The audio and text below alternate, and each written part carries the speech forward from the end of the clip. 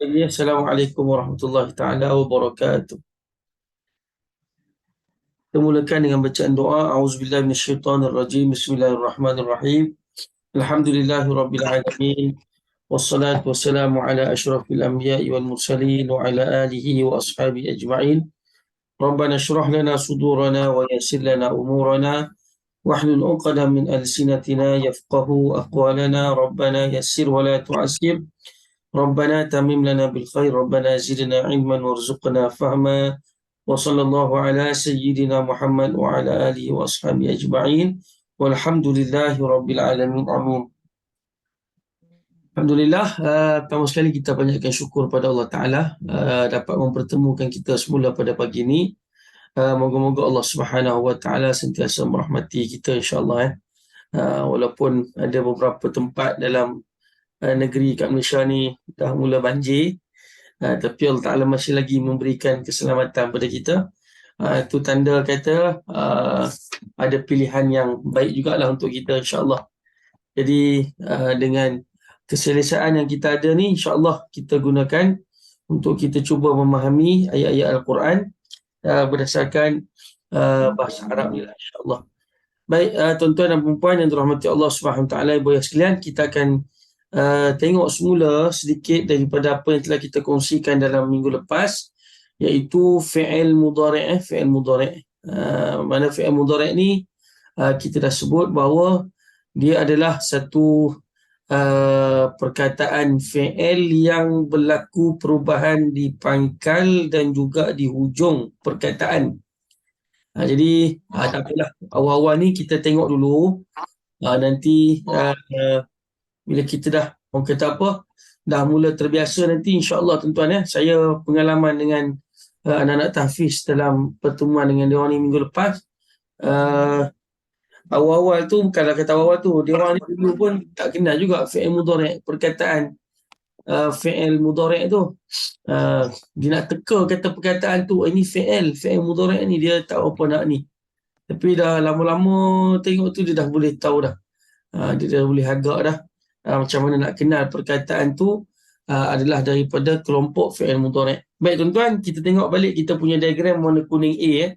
Diagram kuning A, kolom fi'il mudhari'. Yang mana kita dah sebut fi'il mudhari' ni, pangkal perkataan dia sama ada bermula dengan huruf ya, ataupun bermula dengan huruf ta, ataupun hamzah qata', kita panggil hamzah qata', ataupun hujung yang terakhir sekali nun. Pangkal dia sama ada huruf ya, huruf ta, hamzah qata' ataupun huruf nun. Ini pangkal perkataan untuk fi'il mudhari'. Kemudian perubahan yang berlaku di hujung perkataan, sama ada hujung dia tu baris dhammah ataupun dia berakhir dengan huruf nun. Berakhir dengan huruf nun, alif nun. Huruf nun, kita kata huruf nun ni kita bahagi dua lah, minggu lepas kita sebut berakhir dengan huruf nun, sama ada alif nun ataupun waw nun gitu. Ada juga yang ya nun, ya nun, dan juga ada yang nun saja. Jadi hujung dia sama ada alif nun, waw nun, ya nun ataupun nun saja. Sebelum huruf kalam nun saja ni, dia ada tanda sukun lah sebelum dia tu. Begitu. Jadi ini orang kata apa, bentuk fi'il mudhari'. Sama ada pangkal dia bermula dengan huruf ya, huruf ta, huruf hamzah ataupun huruf nun, dan hujung dia sama ada dhammah ataupun berakhir dengan huruf nun. Bila berakhir dengan huruf nun ni sama ada alif nun, waw nun, ya nun ataupun nun saja. Nanti tak apa, awal-awal ni kita tengok dulu. Dalam buku kita, muka surat 99, muka surat 99, ataupun lebih tepat lagi pada muka surat 106 ataupun 107. Muka surat 107, 107. Minggu lepas kita dah lalui ya. Contoh. Dah lalui semua kan? Innallaha ya'lamu ma taf'alun wa natba'u ala qulubihim tu wa nahnu nusabbihu. Okey, semua kita lalui. Ini sedikit ulang kajilah berkenaan dengan perkataan fi'il mudhari'. Baik. Hari ini sepatutnya kita nak berkenalan dengan fi'il amar. Nak berkenalan dengan fi'il amar pada muka surat 111. Muka surat 111. Okey. Baik. Fi'il amar. Tuan-tuan juga boleh tengok pada diagram warna kuning A, kolom fi'il amar. Bentuk fi'il amar tu, kalau tuan-tuan tengok, perkataan yang mana dia punya perubahan tu hanya berlaku di hujung saja. Macam fi'il madhi juga. Fi'il madhi, hujung juga, hujung perkataan, garis-garis-garis, hujung tu yang berlaku perubahan. Fi'il amar pun sama. Garis-garis, hujung juga yang berlaku perubahan. Dan perubahan yang berlaku itu macam kita sebut sebelum inilah. Setiap perubahan yang berlaku itu dia sebenarnya mewakili dhamir. Mewakili dhamir. Jadi kalau kita sebut macam ni, bentuk dia macam ni, maka di dalam perkataan tu mengandungi dhamir tersebut. Dhamir ni kata ganti nama dirilah. Maknanya dalam bahasa Arab ni kita kata cukup dengan simbol saja, maka di situ dia mewakili dhamir yang telah kita pelajari selama ni. Dhamir-dhamir tu berada pada diagram warna pink A. Dhamir-dhamir tu kita dah sebut dia berada pada diagram warna pink A. Sama ada huwa, huma, hum. Huwa dia seorang lelaki, huma mereka berdua lelaki, hum mereka semua lelaki. Ataupun mewakili dhamir hiya, huma, hunna. Hiya dia seorang perempuan, huma mereka berdua perempuan, hunna mereka semua perempuan. Ataupun mewakili dhamir anta, antuma, antum. Anta engkau seorang lelaki, antuma kamu berdua lelaki, antum kamu semua lelaki. Ataupun bentuk dia tu mewakili anti, antuma, antunna, mewakili dhamir anti engkau seorang perempuan, antuma kamu berdua perempuan, antunna kamu semua perempuan. Ataupun mewakili dhamir ana, ataupun mewakili dhamir nahnu. Ana tahulah, saya, nahnu kami.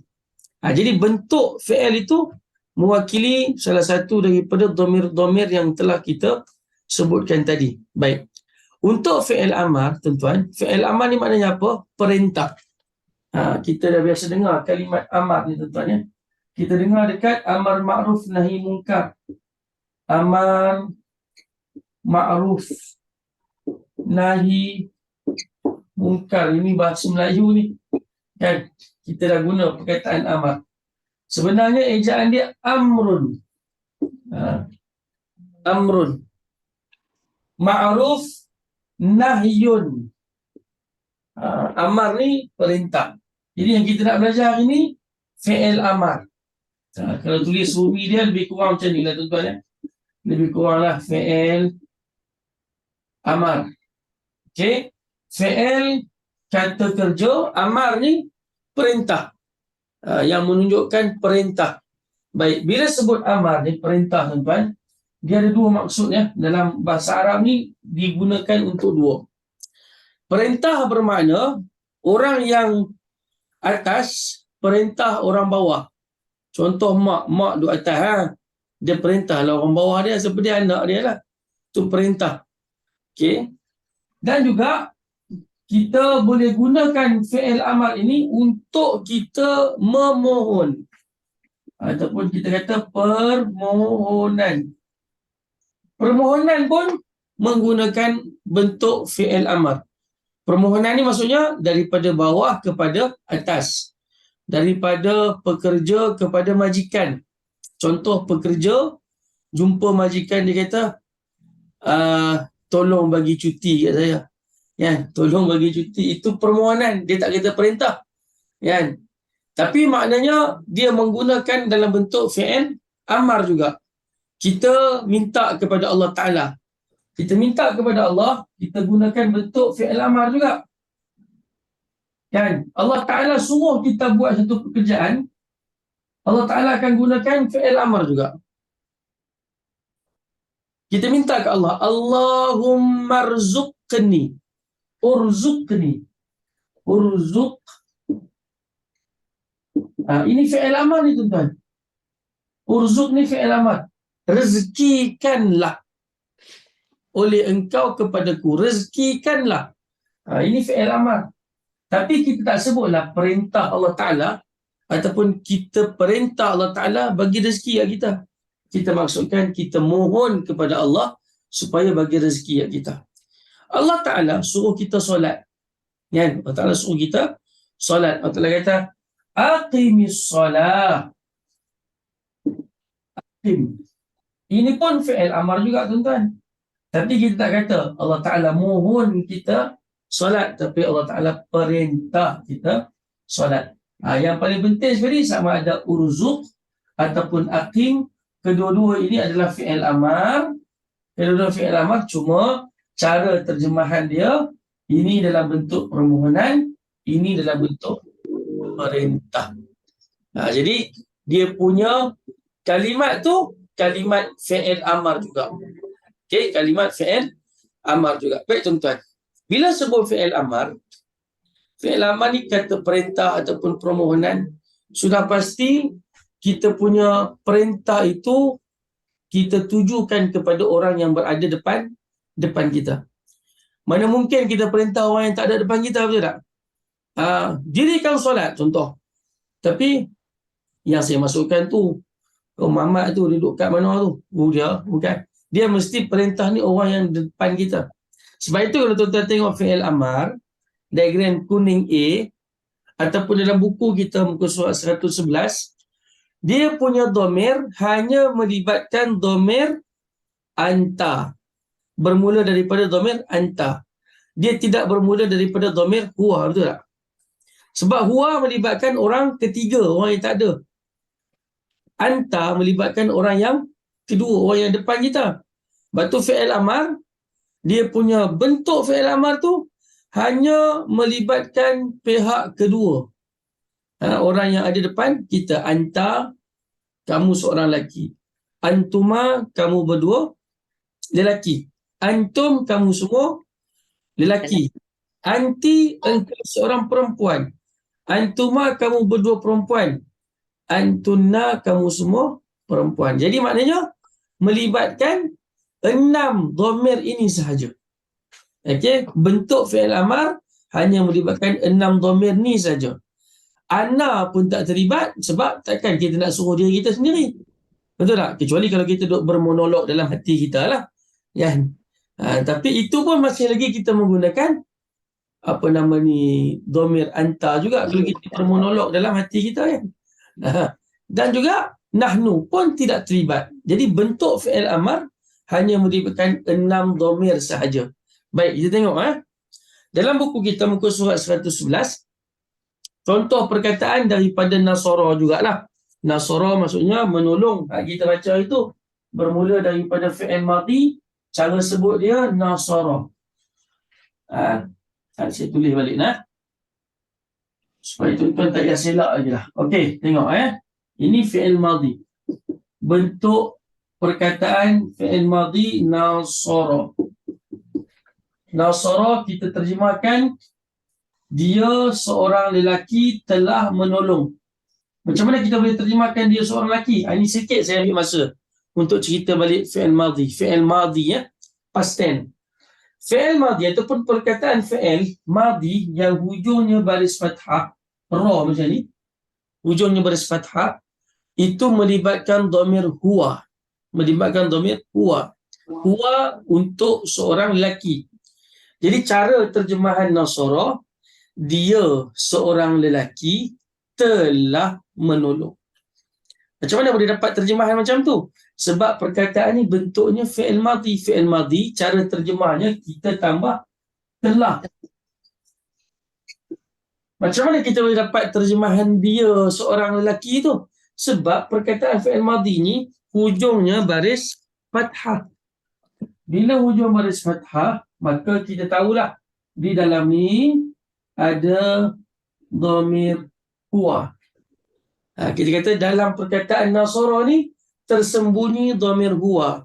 Macam mana kita tahu kata ada tersembunyi dhamir huwa? Sebab fi'il madhi yang hujungnya baris fathah itu simbol kepada dhamir huwa. Simbol ni cuma tak perasan lah.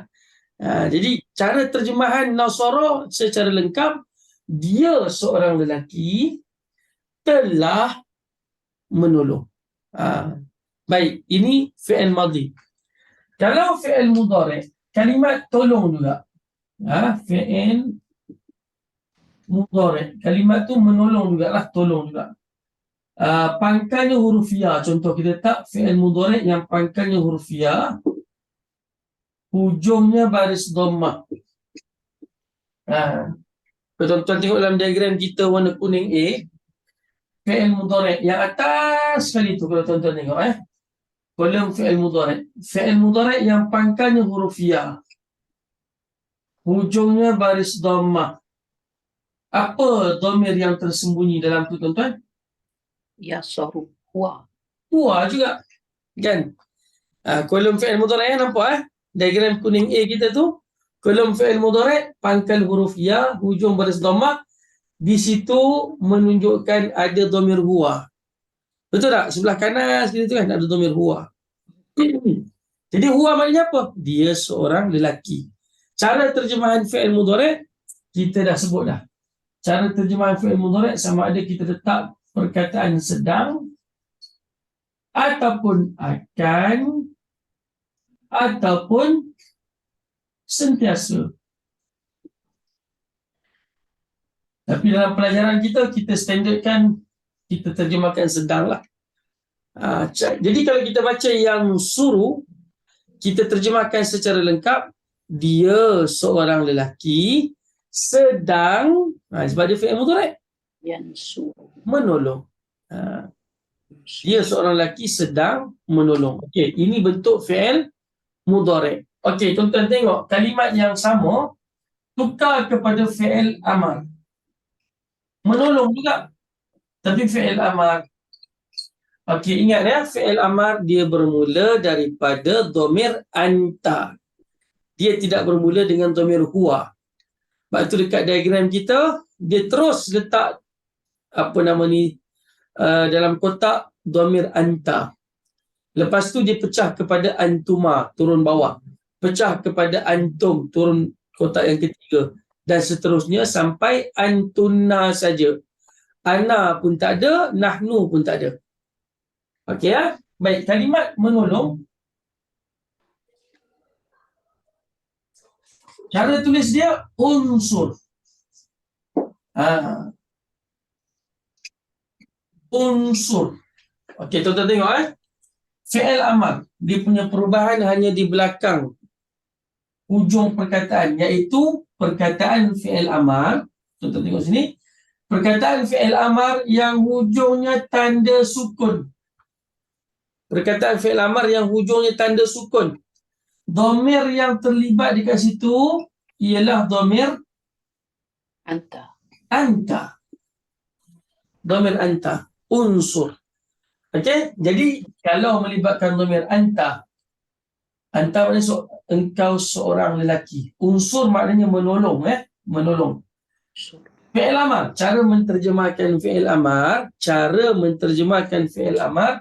Kita akan tambah, ini kaedah pusar. Kita akan tambah lah di hujung. Ini pernah saya sebut sebelum ni. Macam mana? Unsur, kita akan terjemah tolonglah. Begitu. Adalah kat hujung tu. Jadi, kalau fi'il amar yang hujungnya ada sukun, bermakna ada dhamir anta kat situ, cara menterjemahkan kalimat unsur secara lengkap, kami di kaedah pusat ni, kita akan terjemahkan unsur tolonglah oleh engkau seorang lelaki. Maknanya kalimat ni terjemahnya tolonglah Oleh engkau, siapa yang kita perintah siapa tu? Kita perintah engkau, kamu. Tolonglah oleh engkau dalam kurungan seorang lelaki. Engkau yang saya masukkan tu adalah seorang lelaki. Macam mana kita tahu kata ada seorang lelaki dalam perkataan unsur ni? Sebab fi'il amar yang hujungnya tanda sukun. Baik, kita turun kotak kedua. Diagram kuning A, kolom fi'il amar. Tuan-tuan boleh pairkan, padankan dengan muka surat 111 tu. Kita tambah alif dekat ujung tu. Unsura.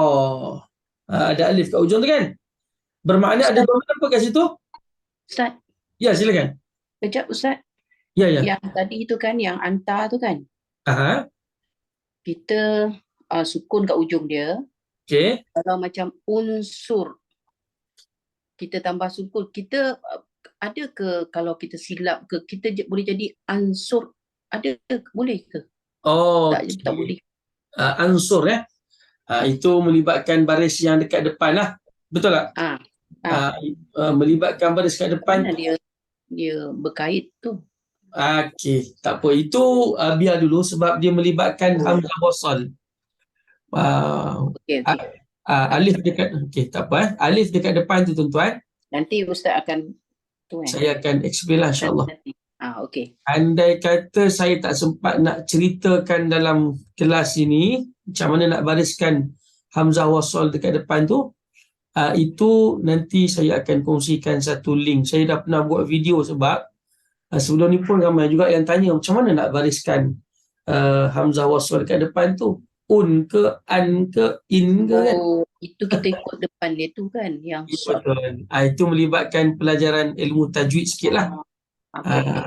Tapi tak apa, saya kira tuan-tuan bukanlah kosong sangat bab tu. Tuan-tuan tajwid daripada saya rasa. Boleh jugalah kita link-linkkan benda ni. Ya, ilmu bahasa Arab memang dia kena link dengan ilmu tajwid. Sebab tuan-tuan dah belajar ilmu tajwid, insya-Allah mudahlah nak bariskan. Sebab ini hamzah wasal tuan-tuan. Okey, syukran. Terima kasih. Okey, tak apa. Yang penting hujung dia tu. Okey, kalau kata kita tambah alif dekat ujung, cara sebut dia unsura. Ada alif dekat ujung huruf ra yang tu pun dibariskan dengan baris atas lah sebab ada alif mat kat situ kan. Alif mat ilmu tajwid kata alif mat unsura, maka di situ menandakan ada dhamir antuma. Ada dhamir antuma. Nampak tak? Selari dengan dhamir antuma kan? Antuma maknanya kamu berdua lelaki. Kamu berdua lelaki, kamu berdua perempuan pun antuma juga. Tapi kalau bentuk dia unsura, bermakna ada dhamir antuma untuk lelaki. Jadi cara terjemahan dia macam mana? Kalau kita sebut unsura, tolonglah oleh kamu berdua lelaki. Itu cara terjemahan kita untuk kita peringkat perkenalan ni lah. Tapi bila dah lama tu tak payah terjemah macam tu. Dah tahu dah unsura tu untuk dua orang lelaki.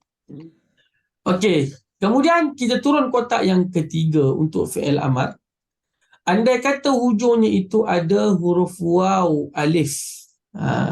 Bila ada waw, semestinya sebelum huruf waw itu, huruf terlibat sebelum waw adalah mesti huruf ra kan? Huruf ra tu dia baris depan. Cara sebut dia unsuru. Tadi dekat kotak kedua unsura. Kan? Kotak ketiga ni unsuru. Okey, ada waw alif di situ dan huruf ra itu baris depan sebab ada waw selepas dia, bacanya unsuru. Cara terjemahan dia ataupun dhamir yang terlibat dekat situ dhamir antum.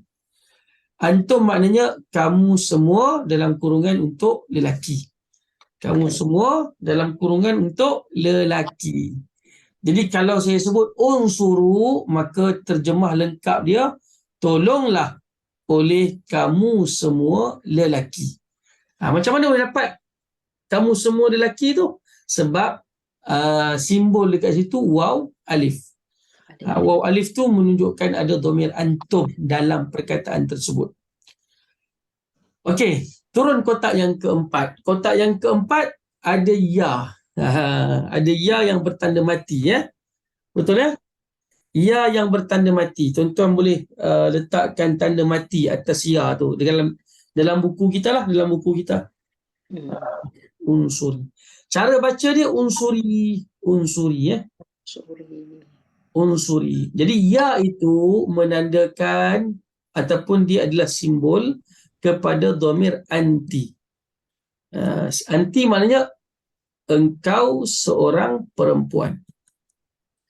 Anti maknanya engkau seorang perempuan. Jadi kalau saya sebut unsuri, jadi cara terjemahan perkataan itu, tolonglah oleh engkau seorang perempuan. Oleh engkau lah. Itu cara terjemahan lama. Macam mana? Kena raih sekejap lah cara terjemahan lama tu. Okey. Baik. Kita pergi turun lagi. Cara sebut dia sama macam cara sebut kotak yang kedua. Unsura juga.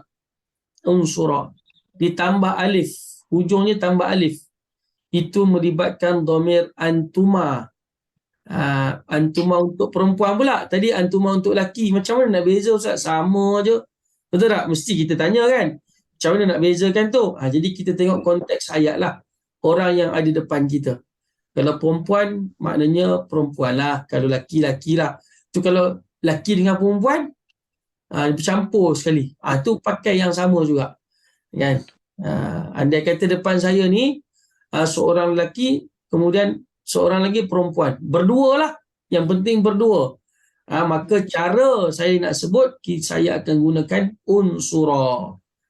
Okay, unsura. Maknanya tolonglah oleh kamu berdua perempuan. Ataupun perempuan lelaki. Ataupun lelaki-lelaki. Tak kisahlah. Yang penting cara sebut dia unsura.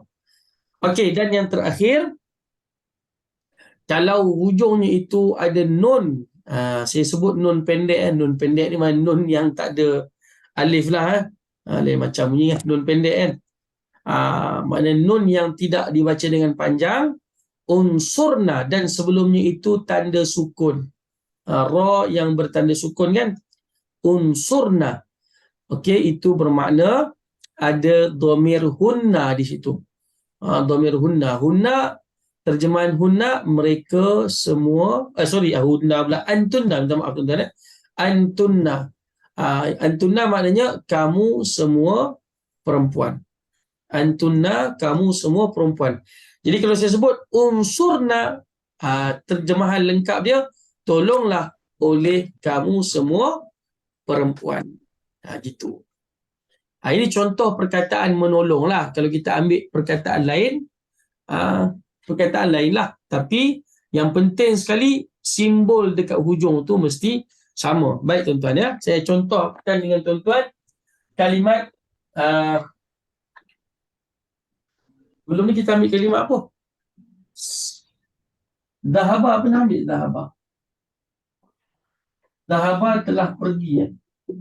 Ini fi'il madhi. Dahaba, pergi. Kalau bentuk fi'il mudhari' dia, ya abu. Okey, bentuk fi'il amar dia, ini yang Puan Najah tanya tadi.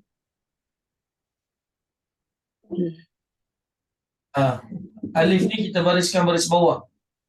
Idhab. Izhar. Kenapa baris bawah? Alif ni, hamzah wasal ni kenapa baris bawah? Sebab huruf ketiga baris atas.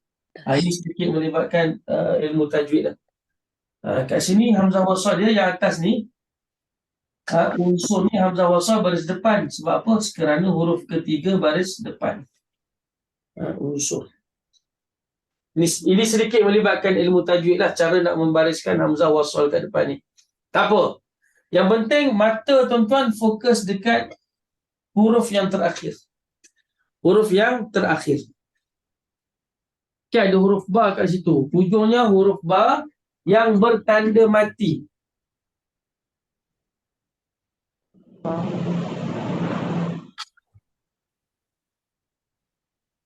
Baik, huruf ba, fi'il amar yang bertanda mati, itu melibatkan dhamir apa tuan-tuan?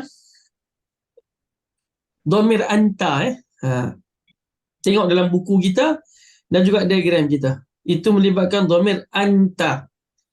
Jadi cara terjemahan idhab, kita akan sebut. Ini makna dia apa? Pergi ya. Kalimat zahaba yazhabu izhab ni terjemah dia pergi dalam bahasa Melayu. Kita akan sebut pergilah oleh engkau seorang lelaki. Begitu. Kenapa kita terjemahkan oleh engkau seorang lelaki? Sebab fi'il amar yang hujungnya bertanda mati itu melibatkan dhamir anta. Boleh tuan-tuan? Puan Islam, okey? Wow. Mencabar tak? Cara gelak tu macam betul-betul mencabar. Tak apa, dengar lo. Tak apa. Okey, saya ulang balik ya. Fi'il amar, perkataan fi'il amar yang hujungnya tanda mati itu melibatkan dhamir anta. Jadi izhab, cara terjemahan dia, pergilah oleh engkau seorang lelaki. Kalau saya sebut turun kotak kedua, kita tambah alif dekat ujung tu. Izhaba, ada alif kan? Izhaba, maka cara terjemah dia, pergilah oleh kamu berdua lelaki. Okay, macam mana kita boleh dapat terjemahan kamu berdua lelaki tu? Sebab fi'il amar yang hujungnya ada alif, itu menandakan ada dhamir antuma. Antuma maknanya kamu berdua lelaki. Kalau saya sebut idhabu, tambah waw alif di hujung. Idhabu bermakna ada dhamir apa? Antum. Dhamir antum ya. Antum apa dia? Kamu semua lelaki. Cara terjemahan lengkap dia, idhabu, pergilah oleh kamu semua lelaki. Okey, kemudian kalau saya sebut idhabi. Idhabi ada ya di hujung kan? Itu bermakna dhamir anti. Cara terjemahan dia, pergilah oleh engkau seorang perempuan. Kemudian saya sebut idhaba, turun kotak yang kelima tu, idhaba. Cara terjemahan dia, pergilah oleh kamu berdua perempuan. Sebab kita raikan perempuan pula lah kan. Walaupun sama bentuk dia dengan antuma yang lelaki. Baik, yang terakhir, kalau kita sebut idhabna, ada nun pendek kat situ kan. Idhabna, maka cara terjemahan dia, pergilah oleh kamu semua perempuan. Begitulah. Baik, saya tulis kat sini secara lengkap. Ada 6 dhamir yang terlibat dalam fi'il amar ya. Ada 6 dhamir yang terlibat untuk fi'il amar. Baik, dhamir yang pertama iaitu dhamir anta.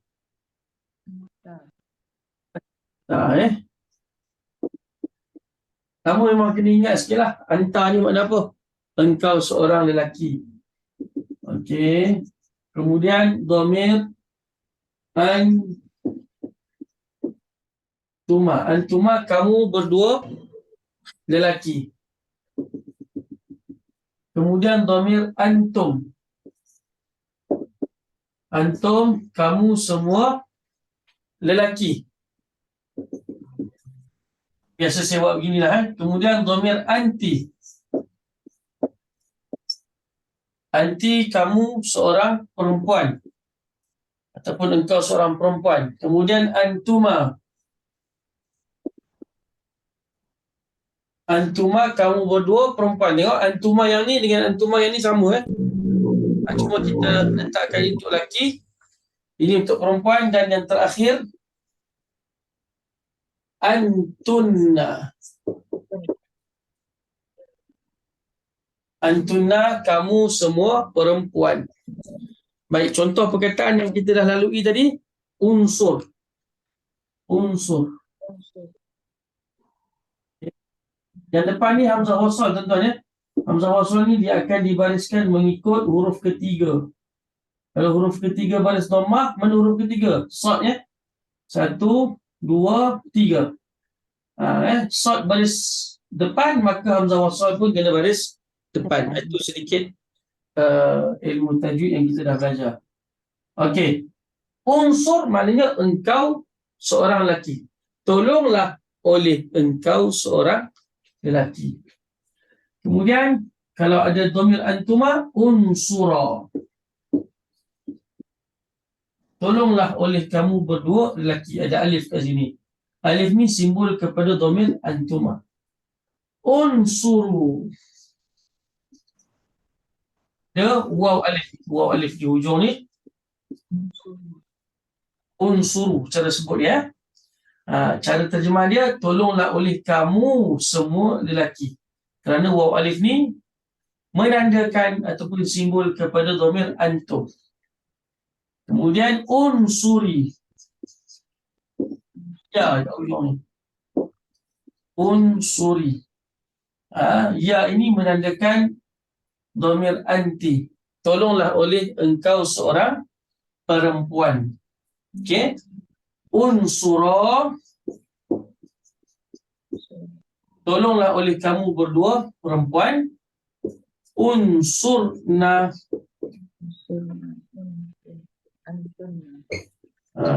Tolonglah oleh kamu semua perempuan. Na di hujung ni simbol kepada dhamir antunna. Ada na antunna. Baik. Kemudian tadi kita ambil perkataan kedua apa dia? Idhab. Idhab maknanya pergilah. Idhab fi'il amar yang hujungnya tanda sukun, itu melibatkan dhamir anta. Pergilah oleh engkau seorang lelaki. Kemudian kita tambah alif di hujung. Idhaba. Idhaba. Ada alif di hujung ni. Pergilah oleh kamu berdua lelaki. Kemudian kita tambah waw alif. Idhabu. Idhabu. Ingat alif ni alif ziyadah tau. Alif tambahan je. Dia ada dalam tulisan tapi tak ada dalam bacaan. Sebab tu tak baca idhabuwa tu. Kan? Dalam tulisan dia ada tapi dalam bacaan dia tak ada. Ini alif zaidah kita panggil. Alif zaidah ataupun alif ziyadah, alif tambahan. Okey, ini terjemahannya pergilah oleh kamu semua lelaki. Kalau perempuan, engkau seorang perempuan, izhabi. Ada ya di ujung ni. Pergilah oleh kamu seorang perempuan kan. Kemudian izhaba. Pergilah oleh kamu berdua perempuan. Kemudian kita letak yang terakhir izhabna. Ada na kat sini. Pergilah oleh kamu semua perempuan. Baik, kita ambil contoh perkataan duduk.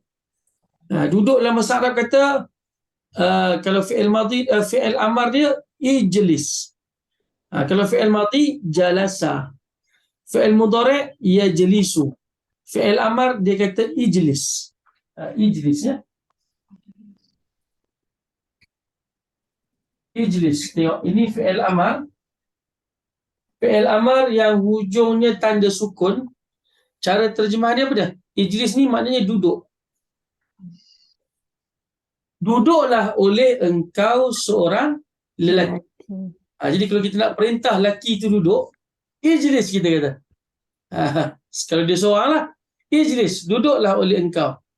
Kan? Maknanya kita, engkau duduklah. Itu maksud ijlis. Okey, kalau kita sebut ijlisa, tambah alif kat ujung. Ijlisa. Ada alif bermakna duduklah oleh kamu berdua lelaki. Ada dua orang, kita perintahkan dia. Dan ijlisa kita kata. Duduklah, kamu berdua duduklah. Okey, untuk lelaki ya. Baik. Kalau ramai, lelaki yang ramai, ijlisu. Cara sebut dia sama je tuan-tuan. Yang depan ni semua sama. Ijlis. Cuma tambah alif, ijlisa. Tambah waw, ijlisu. Cara sebut dia sama je.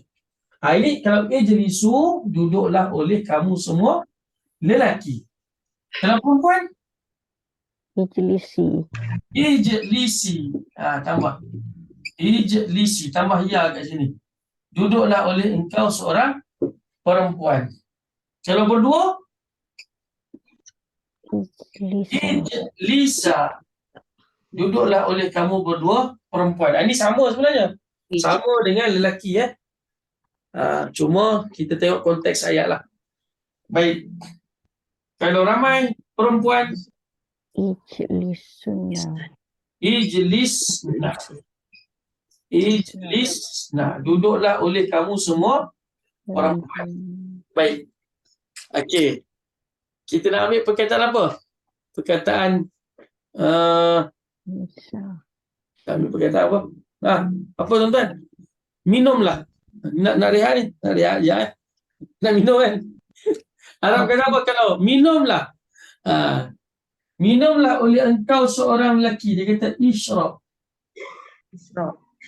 Isyrab. Isyrab. Isyrab. Isyrab. Isyrab minumlah oleh engkau seorang lelaki. Isyrab. Okey. Kalau berdua lelaki. Minumlah oleh kamu berdua lelaki. Isyraba. Tambah alif. Okey, alif ni menandakan dhamir antuma.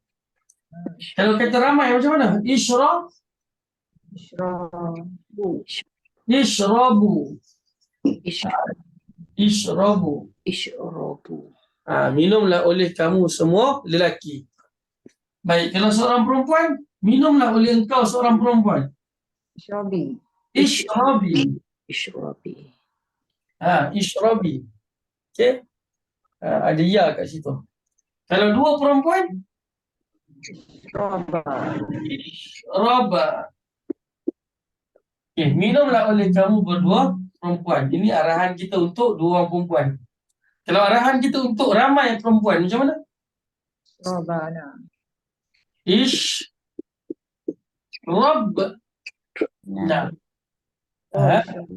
Isyrabna. Ba tu kena tanda sukun lah. Samalah yang atas ni tanda sukun juga. Isyrabna. Minumlah oleh kamu semua perempuan. Okey, boleh? Itu kalau minum. Kalau makan payah sikit sebab dia ada huruf sakit tu, kita tinggalkan. Kita ambil perkataan yang mudah lah. Isyraba. Kalau belajar. Yadrusu. Kalau belajar, yadrusu, tadrusu. Darasa, fi'il madhi dia darasa. Fi'il madhi dia darasa. Fi'il mudhari'nya yadrusu. Fi'il amarnya udrus. Udrus. Udrus kita bermula daripada dhamir anta Udrus. Bukan Idris Idris nama orang, Udrus. Udrus, belajarlah oleh engkau seorang lelaki. Kalau anak kita lelaki, anak kita lelaki seorang kita kata Udrus, belajarlah. Cakap ke dia Udrus. Dalam ni ada dhamir anta.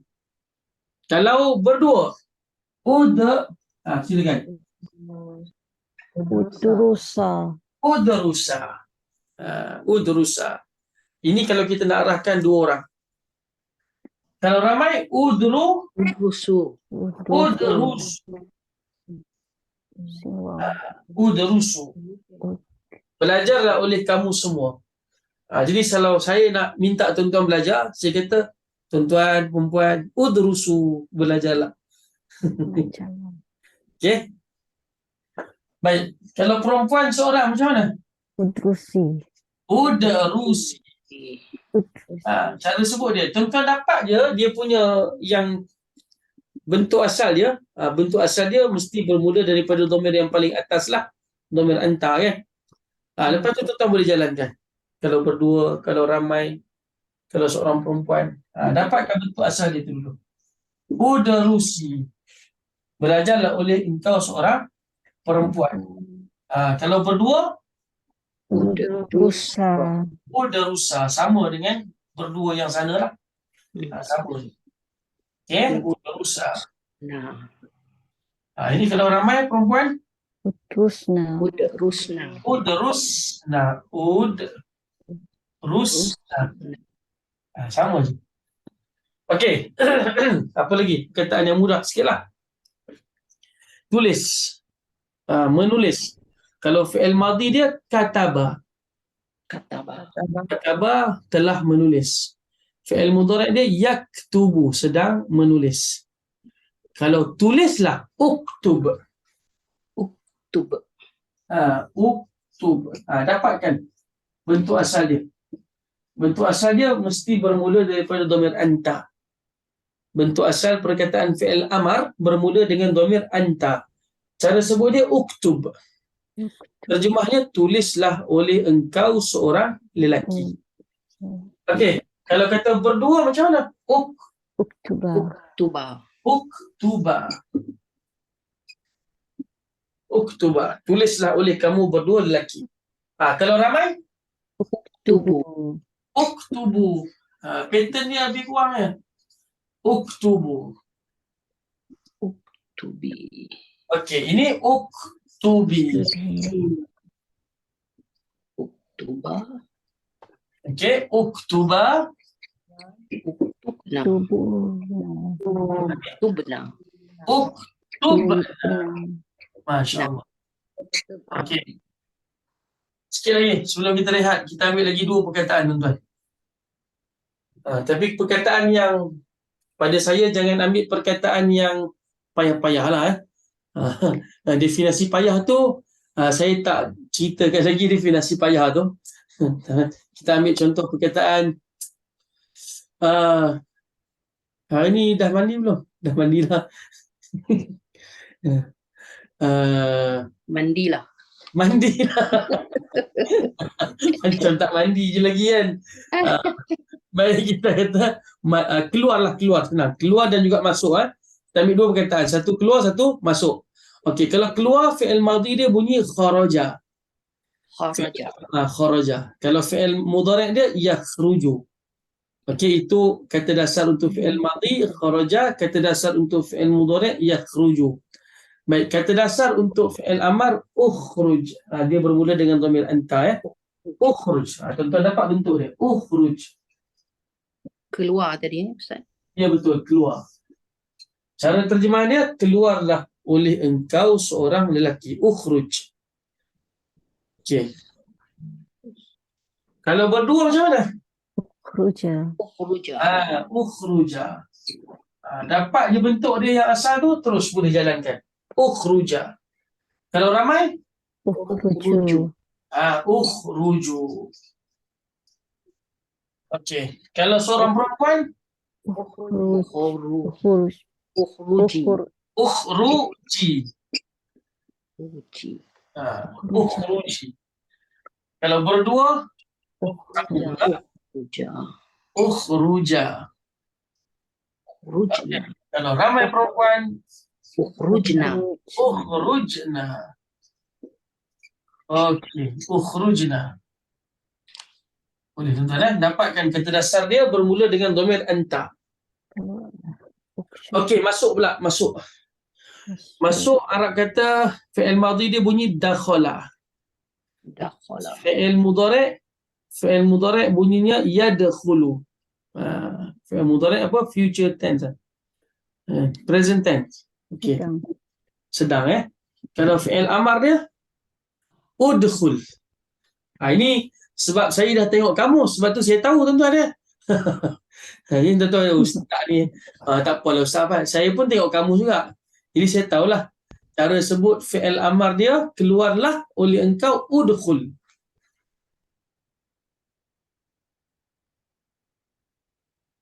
Udkhul. Okey. Ini dapat bentuk dia, udkhul. Ini kalau Masuk. keluarlah, maksudnya masuklah oleh kamu seorang lelaki. Udkhul. Okey, kalau berdua macam mana? Udkhula. Dakhula. Udkhula. Dah tahu bentuk dia, tuan-tuan tambah je ujung dia. Kalau ramai, Udkhulu. udkhulu. Udkhuli. Gitu, udkhulu. Kalau seorang perempuan, Udkhuli. udkhuli. Udkhulu. Udkhuli. Baik, kalau berdua, Udkhula. Udkhula. udkhula. Okey, kalau ramai perempuan, Udkhulna. udkhulna. Syukran. Udkhulna. Dapatkan bentuk asal dia daripada dhamir anta, lepas tu jalankan sendiri. Tambahlah hujung tu. Ha, boleh tuan. Wala. Kalau nak catat, tak nak catat ambil gambar, print, campak dekat peti ais. Sambil masak, sambil baca. Kita kalau nak tahu ni kena buat latihan ke Ustaz? Betul, kena buat latihan lah. Latihan tu kita fokus pada huruf hujung je lah. Huruf hujung tu. Simbol dia tu menjadikan apa nama ni kita boleh ingat. Kita boleh tahulah apa dhamir. Dia yang penting, tuan-tuan, sebelum kita rehat ya. Yang penting, kalau tuan-tuan salah sebut, tuan-tuan nak sebut anta. Kan, keluarlah oleh engkau seorang lelaki. Keluarlah oleh engkau seorang lelaki. Tuan-tuan kena sebut ukhruj. Tiba-tiba tuan-tuan tersalah. Tuan-tuan sebut ukhruju. Sebut yang ni. Ini dia punya dhamir dia salah lah. Ini arahan untuk ramai.